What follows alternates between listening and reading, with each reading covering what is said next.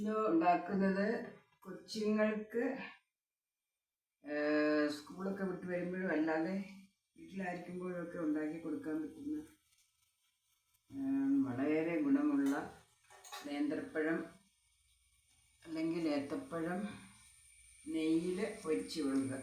കുട്ടികൾ ചുമ്മാ നെയ്യൊന്നും കൂട്ടുകയില്ല ചില പിള്ളേരൊന്നും. അപ്പോൾ നമ്മൾ ഇത് ഫ്രൈ പാൻ ചൂടാക്കിയിട്ട് അതിലേക്ക് ഇച്ചിരി നെയ്യിങ്ങനെ കുറച്ച് നെയ്യ് മതി, ഒത്തിരി വേണം. അതിഷ്ടമുള്ള നെയ്യ് ഇഷ്ടമാണെങ്കിൽ ഇച്ചിരി നെയ്യ് ഒഴിച്ചാലും കുഴപ്പമൊന്നുമില്ല. ഇങ്ങനെ നെയ്യ് ഒഴിച്ചിട്ട് ഫ്രൈ പാൻ ചൂടാക്കാൻ വെച്ചിരിക്കുകയാണ്. ചൂടാകുന്നത് ചെറിയ ചൂടിൽ ഒരുമാതിരി ചൂടായി കഴിയുമ്പോൾ എന്ത് ചെയ്യണമെന്ന് വെച്ചാൽ എപ്പോൾ ഉണ്ടാക്കാൻ പറ്റുന്നതാണ്. നെയ്യ് ഇങ്ങനെ ഫ്രൈ പാനിൽ ഇങ്ങനെ നെയ്യ് നിരത്തുക.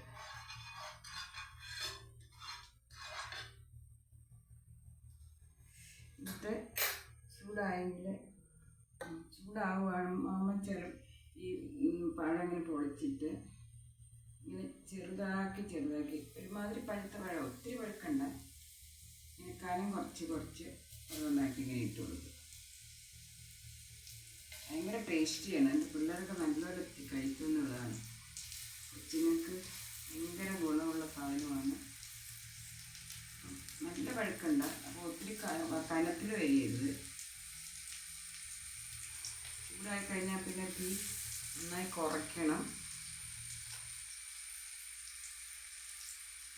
ഒരു പഴം ഒരു കൊച്ചു തിന്നു കഴിഞ്ഞാൽ വളരെ എനർജറ്റിക് ആവുകയാണ്. അല്ലാതെ പഴമൊന്നും കൊച്ചുങ്ങൾ ചുമ്മാ അങ്ങനെ തിന്നുകൊള്ളില്ല. ഇതിൻ്റെ ടേസ്റ്റ് പിടിച്ചാൽ പിന്നെ അവരെന്നും അത് ആവശ്യപ്പെടും. അത്രയ്ക്ക് ഭയങ്കര ഗുണമുള്ള നല്ല രസമുള്ളതുമാണ്. ഞാനിപ്പോൾ ഈ നെയ്യ് നമ്മുടെ പാല് ഒഴിക്കുമ്പോൾ ഉണ്ടാക്കുന്ന നെയ്യ് ഉരുക്കിയെടുത്ത് ഉണ്ടാക്കുന്ന നെയ്യാണ്. അപ്പോൾ അതൊന്നുകൂടെ ടേസ്റ്റിയാണ്.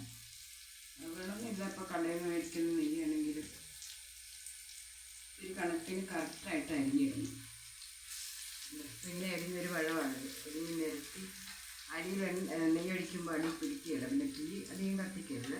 സ്മോൾ ഫ്ലെയിമിലിട്ടിട്ട്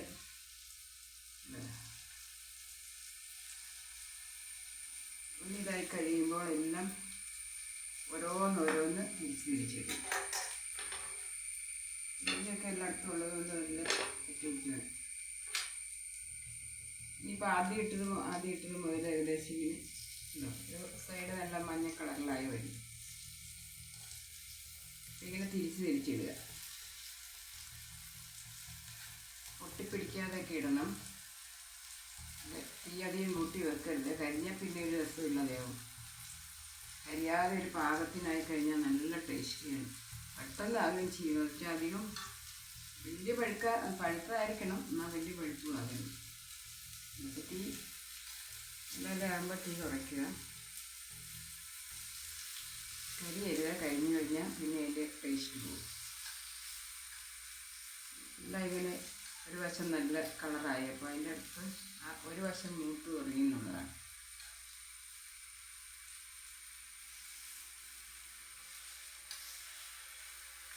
കുറച്ച് പെട്ടെന്ന് ഉണ്ടാക്കി കൊടുക്കാൻ പറ്റുന്ന സാധനമാണ്. തേങ്ങ ഇട്ടുണ്ടാക്കി അരിഞ്ഞിട്ട് ആവി പുഴുങ്ങി കൊടുത്താലും നല്ലതാണ്. പക്ഷെ അത്രയും കഴിക്കില്ല. കൊച്ചുങ്ങൾക്ക് നെയ്യൊഴിച്ച് തിന്നു കഴിഞ്ഞാൽ ഓരോ ഓർക്ക് കൊണ്ട് ഓരോന്നും കൊത്തി തിന്നുമ്പോൾ അവർക്ക് ഭയങ്കര ടേസ്റ്റിയാണ്.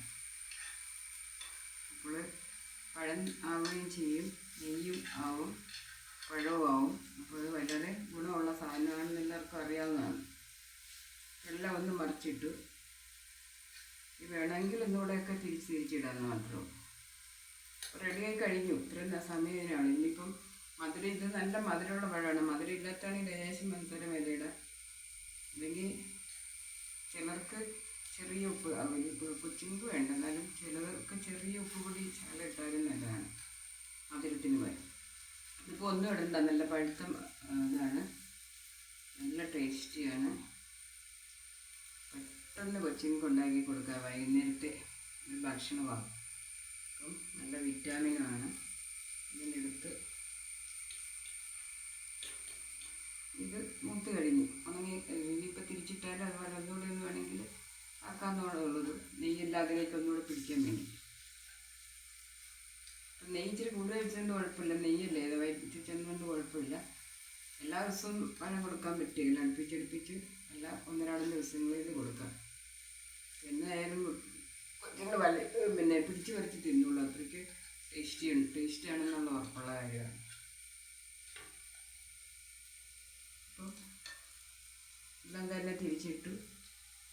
നല്ലൊരു കളറ് പോലെ വന്നിട്ടുണ്ട്. അപ്പം നല്ല ഇതായി, നല്ല സ്മൂത്ത് പോലെ ആയിട്ട് നല്ല സ്മൂത്തായിട്ടിരിക്കുകയാണ്. ബലം പിടിച്ചല്ല, സ്മൂത്തായിട്ടാണ്. അപ്പം നല്ല ടേസ്റ്റി ആയിട്ട് എല്ലാവരും ഇതൊന്ന് ഉണ്ടാക്കി നോക്കുക, കൊച്ചുങ്ങൾക്ക് കൊടുക്കുക. വളരെ വിറ്റാമിനുള്ള ഒരു സാധനമാണെന്ന് ഓർക്കുക.